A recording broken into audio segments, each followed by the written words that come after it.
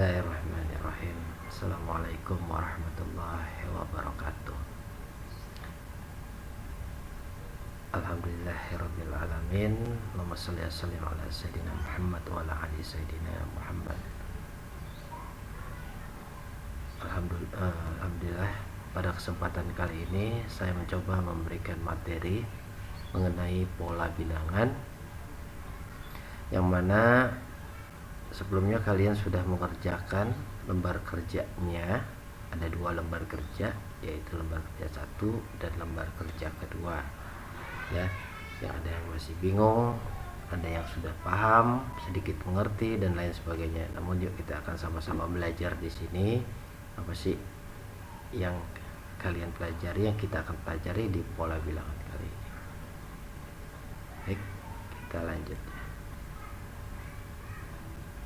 Oke, ini saya lewat dulu pola bilangan. Dasar dari kompetensi pola bilangan yaitu membuat generasi. Ini dasarnya, dasar kompetensinya itu kalian membuat generasi dari pola barisan bilangan dan barisan konfigurasi objek. Apa itu generalisasi? Generalisasi yaitu kalian bisa memperkirakan, membuat rumusan atau memformulakan ya dari pola-pola dalam bentuk angka atau bilangan atau dalam bentuk gambar, konfigurasi objek atau garis dan lain sebagainya, gitu ya. Nah, sebagai indikatornya disasarkan kalian bisa atau mampu mengenerasi pola pada barisan bilangan dan kemudian konfigurasi objek. Ini indikator pencapaiannya. Jadi sasarannya yaitu adalah ini. Oke. Next, tujuan pembelajaran. Nah, ini tujuan pembelajaran saat ini ya. Kalau indikator tadi itu adalah cakupannya, nanti sampai selesai materi kalian akan menuju ke indikator itu harus selesai. Dan tujuan pembelajarannya yaitu tujuan kita belajar saat ini. Nah, kalian dapat memahami definisi pola dan dapat mengenerasi pola dalam barisan bilangan dan barisan konfigurasi objek. Penekanannya hanya pada di sini aja ya. Kalian bisa mendefinisi dan generasi bentuk pola maupun baris dalam bilangan ataupun dalam gambar gitu ya. Nah, ini tolong ditekankan, ada mendefinisikan pola dan mengenerasikan bentuk pola itu ya. Jadi nggak banyak-banyak, hanya definisi sama suruh bikin formula, rumus atau perkiraan kalian pola itu harus digunakan, harus seperti apa ya. Ya, mungkin nanti di sini banyak noise ya, suara orang, suara burung, suara lagu-lagu, abaikan saja. Baik, kita lanjut. Nah, di sini ada kata kunci. Kata kunci di sini nanti ada kata-kata yang sering muncul untuk kita mendapatkan tujuan pembelajaran ya. Kata-kata tersebut sering muncul pada materi ini. Nah, pola pastinya ya, kemudian ada teratur, kemudian ada statis. Apa itu statis? Statis itu tetap, tidak berubah-ubah ya. Kemudian dinamis. Apa dinamis? Dinamis itu berubah, kadang besar kadang kecil gitu ya, membesar dan mengecil ya, berubah, apalagi dalam sebuah pola nanti ya. Jadi teraturnya itu bisa teratur dinamis dan teratur statis ya, tetap perubahannya atau tetap tidak ada perubahan dan ada perubahan mengecil atau membesar. Dan yang tambahannya yaitu barisan. Nah, barisan ini ya yang akan menuju ke materi atau pembelajaran, tujuan pembelajaran berikutnya.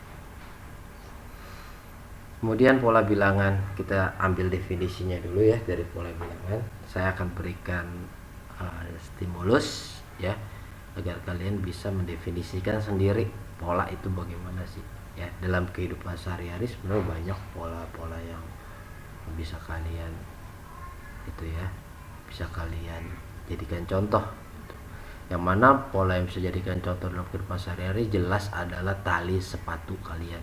Tali sepatu kalian itu biasanya berulang ya.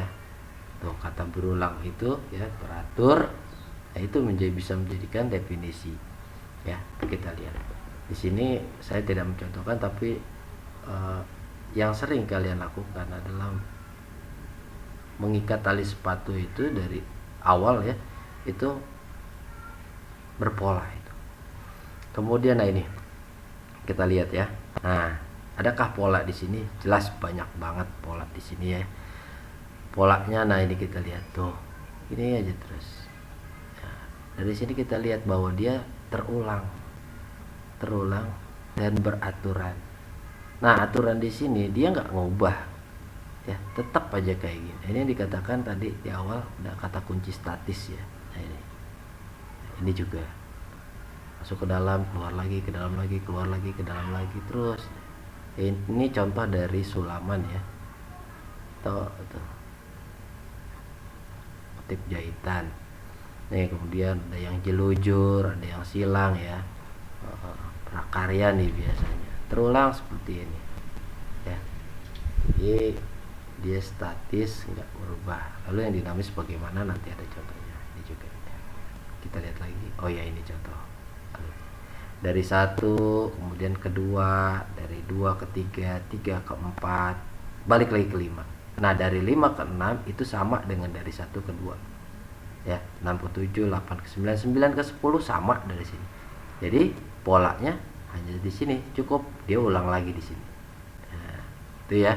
Nah, polanya dikatakan berulang tapi teratur, dan ini statis masih ya, masih tetap nggak berubah. Oke. Next kita lihat. Nah, ini ada apa nih? Apa namanya? Baut apa skrup? Apa ya? Skrup ya. Nah, kayak di skrup ini awalnya dari yang kecil ya. Muter ya. Terus aja. Nah, ini dia polanya spiral atau kulir ya. Nah, ini dari kecil dia membesar, entah membesarnya sampai mana, atau tetap mungkin di daerah sini. Namun ini yang dikatakan dia perubahannya, ada perubahan dari kecil ke besar, berarti dia teratur dinamis ya. Jadi dia dari kecil ke besar tuh. Dan ini berpola ya. Oke, kita lihat lagi. Nah, apa ini ya? Nah, ini adalah yang menjadi pola, bukan pagernya, bukan layarnya, tapi apa yo? Ya, betul. Susunan tempat duduk ya. Jadi susunan tempat duduk yang paling pertama sama yang berikutnya jauh lebih kecil ya.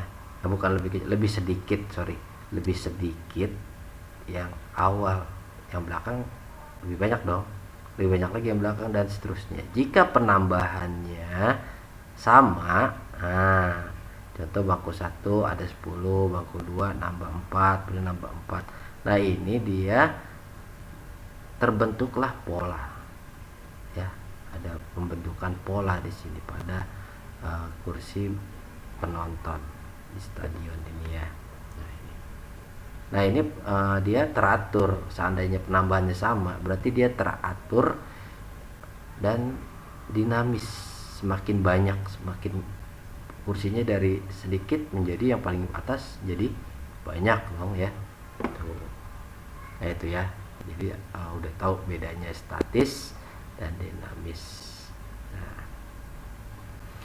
berikutnya, nah ini adalah bunga matahari. Bunga matahari nggak langsung jadi gede kayak gini loh. Awalnya mungkin kecil di sini, terus dia mekar dengan polanya circle. Nah dia tumbuh, yang pinggir tumbuh menjadi bunga ya. Ini apa namanya nih kalau di biologi, di IPA ya, calon bunga nih ya. Dan ini biji bunga mataharinya ya. Dia terus bentuk seperti ini, semakin besar ya. Tuh, oke, next. Mati dulu ya.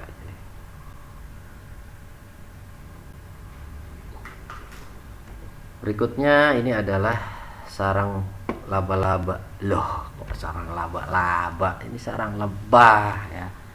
Sarang lebah itu dia membuat cangkangnya itu buat madu, buat naruh madu. Hasil dia mencari di bunga-bunga ya. Hasil hari ini dia. Nah kemudian awalnya cuma satu, tahu gak sih? Awalnya cuma satu, lalu kemudian tambah lagi, tambah dan rapat terus hingga menjadi besar.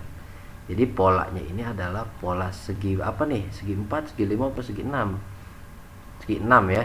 Ya, segi 6 1, segi 6, segi 6. Nambah nih segi 6, segi 6-nya hingga membentuk seperti lempengan. Ya, kalian pernah lihat kan orang bagaimana memanen madu? Nah, itulah lempengan itu bentuknya tuh kalau pori-porinya itu segi 6. Nah, ini pola segi 6 ini yang membentuk pola tersusun terus sampai banyak ya hingga dia membesar. Oke ya.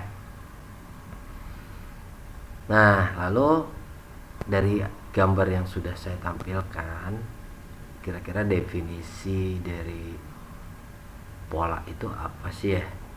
Nah, dari kata kunci, dari gambar, yakin kalian sudah tahu definisi pola itu apa ya. Nah, ini dia definisinya. Ini saya kutip dari Wikipedia. Pola adalah bentuk atau model yang memiliki keteraturan baik dalam desain maupun gagasan abstrak. Nah, gagasan abstrak itu ide ya, ide yang tidak abstrak itu ya. Abstrak, tidak abstrak apa? Gagasan abstrak. Unsur pembentuk pola disusun secara berulang dalam aturan tertentu sehingga dapat diperkirakan kelanjutannya. Nah, disinilah ada kata diperkirakan. Jadi kalian mengira-ngira tuh kemarin ya ngerjain lembar kerja 1, lembar kerja 2 ya kan. Apa sih kelanjutannya ini gitu ya? Apa sih generalisasinya gitu? Kalian perkirakan. Ya, itu sebuah gagasan abstrak yang kalian bentuk ya. Nah, karena kenapa? Karena ada sebuah pengulangan di situ yang dengan dalam sebuah aturan yang dibuat. Nah, ya, itu unsur pembentuk pola secara berulang dalam aturan tertentu. Nah, perkirakan apa sih kelanjutannya kan gitu ya kemarin. Nah, oke, kemudian nih. Nah, jadi ini adalah definisi daripada pola. Yuk kita lihat berikutnya ya. Oke, kalau sampai sini ada yang mau ditanyakan, boleh kalian ketik aja pertanyaan kalian di komentar di bawah ya. Baik, saya lanjut dulu. Enaknya sih interaktif ini ya, tapi nggak apa-apa, kita lanjut aja. Oke, kita coba menalar contoh-contoh pola. Nah, apakah gerakan garis berikut membentuk pola? Kalau saya lihat garis ini sama kayak sulaman tadi di awal ya, dari sini ke sini. Nah, terus klik lagi. Nah, dia mulai lagi dia ya, pola tuh.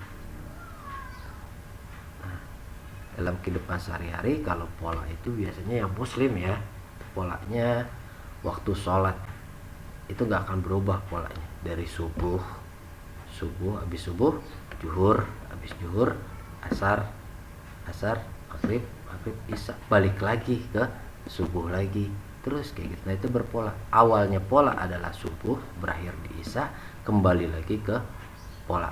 Lalu di bagian ini awal dari sini dan dia kembali berulang di sini ya, terus aja kayak gitu. Nah tuh, nah set, nah ini mulai lagi di sini. Nah, kelanjutannya nanti kalian bisa lanjutkan lagi ya. Nah, ini apakah gerakan garis berikut membentuk pola? Iya, dia membentuk pola. Polanya berulang. Kita hitung berapa garis? 1 2 3 4. Setelah garis kembali lagi ke 1 ya, 1 2 3 4, 1 2 3 4. Nah, 1 lanjutannya ya. Atau mungkin mulai dari sini satunya boleh, 1 2 3 4, mulai lagi ya, 1 2 3 4 dan seterusnya ya. atau mulai dari sini, terserah mau mulai dari mana pola awalnya ya. Nah, oke. Yang penting kalian bisa melihat bahwa sebuah konfigurasi objek itu terulang, beraturan, dia pasti berpola gitu ya. Nah baik, kita lanjut, masih menalar. Nah perhatikan bentuk dari setiap pola sebelum dan sesudahnya. Satu nih, ditempelin dia sama dia ya, tambah lagi, tempelin lagi di atas di sini, nah, tempelin lagi terus kayak gitu ya. Nah informasi apa yang kalian dapat dari pola di atas ya. Nah ini banyak nih informasi yang bisa kalian dapat di sini. Coba nanti saya lihat informasi apa sih yang kalian dapat dari pola yang digambar ini. Tolong tulis di komentar bawah ya, yang punya informasi atau dapat sesuatu dari pola di gambar ini. Oke, kita next. Saya tunggu komentarnya. Nah ini lagi, ini berpola nggak ya? Wih. Nah ini informasi apa yang kalian dapatkan dari pola-pola di atas? Tulis deh di komentar, pola apa sih, informasi apa yang kalian dapatkan dari pola tersebut di atas ya. Gampang kan, udah tahu tadi di awal saya contohkan ya. Saya skip nih, saya tunggu komentarnya. Ini pola segitiga biru merah hijau lagi ya. Nah ini informasi apa yang bisa kalian dapatkan dari pola-pola di atas. Nah tulis juga nih. Oke, ini seru nih sebenarnya, kalian pasti bisa melihat pola-polanya ya. Next, mengerjakan lembar kerja. Nah ini mengerjakan lembar kerja. Seharusnya lembar kerjanya itu setelah materi, tapi saya coba lembar kerja dulu baru saya isi materi ya. Nah ini dia sudah ada di Google Form ya. Evaluasi mandiri adalah bagian akhir daripada itu. Oke. Nah ini dia refleksinya. Dengan mempelajari pola akan memotivasi kalian dalam berpikir, bernalar, dan berlogika matematika secara praktis. Harapannya dengan mengerjakan secara mandiri dan tanggung jawab, apapun hasilnya kalian sedang belajar dan mencoba. Jadi jangan takut nilainya jelek, jangan takut, jangan minder gitu ya.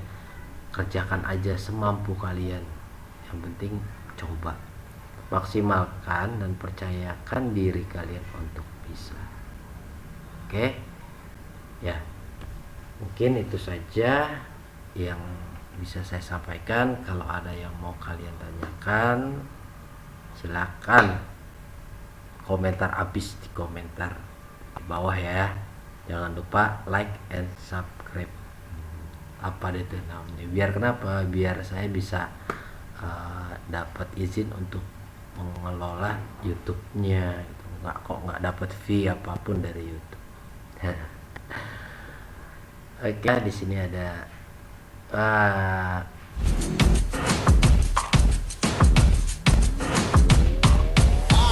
burning in. Jadi bakar semangat kalian untuk terus belajar, jangan kendor ya, tetap semangat belajar. Baik, sekian materi yang bisa saya sampaikan. Mudah-mudahan kalian bisa memahaminya. Kalau memang kurang paham, bisa kalian ulang, kalian harus tanyakan, silakan tanyakan. Jika ada kata-kata yang kurang berkesan, nggak enak ya, maklum, ini konten pertama saya di YouTube yang biasanya cuma main angka, sekarang harus bermain dengan bahasa. Jadi mohon maaf jika ada kata-kata yang kurang berkenan, tidak enak didengar ya. Kalau ada yang harus dikoreksi, terima kasih. Kemudian koreksiannya atau kritik dan sarannya bisa membangun saya jauh lebih baik lagi. Baik, sekian saya ucapkan terima kasih. Assalamualaikum warahmatullahi wabarakatuh.